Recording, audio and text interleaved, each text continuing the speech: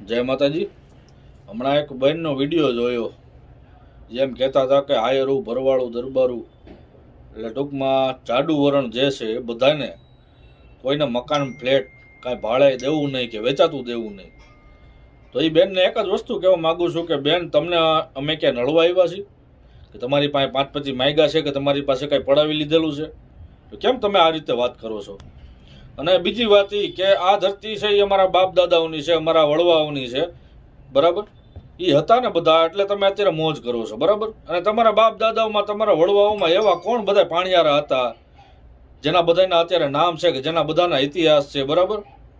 એટલે તમે જે કરતા હોય કરો, સમાજને લઈ ટાર્ગેટ કરોમાં આ બધી વસ્તુ કોમવાદની થઈ છે, એટલે કોમવાદ કરવાનું ને એ બધું રહેવા દો। ક્ષત્રિય સમાજ અને ઇતર વરણ 18 વરણ ટૂંકમાં એના બધાએ ક્યારેય કોમવાદની વસ્તુ આ છેડી જ નથી જે આ તમે છેડો છો, બરાબર? અને તમે નહીં, એવા ઘણા બધા કિસ્સા છે કે એ બધા એમ કહે છે કે આયરું ભરવાડું દરબારું, આ કોઈને મકાન લેવા નહીં કે દેવા નહીં, બરાબર?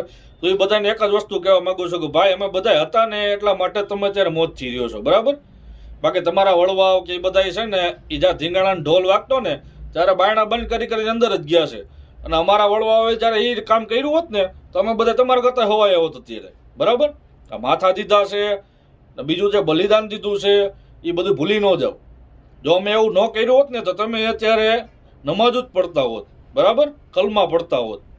એટલા માટે હું તમને એક જ વસ્તુ કહેવા માગું છું કે રિક્વેસ્ટ કરીને કે તમને ન ગમતું હોય, ન પોસાતું હોય તો પ્રેમથી તમે પાકિસ્તાન જઈ શકો છો, બરાબર?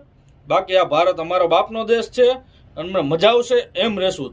કોઈની તેવડ નથી કે અમને આ રીતે આમ કહી શકે, બરાબર? બાકી તમે બધા બહુ સમજદાર છો, અને એ બેનને ખાસ કહું છું કે બેન, તમે પોતે બહુ સમજદાર છો, એટલા માટે તમે આ વિડીયો બોલો છો, બરાબર? વિડીયોમાં આ રીતે તો તમે જે કરતા હોય એ કરો, બાકી આંગળી કરવાનું રહેવા દો। બાકી તમે ધાર્યું નહીં હોય એવું પરિણામ આવશે, બરાબર? જય માતાજી।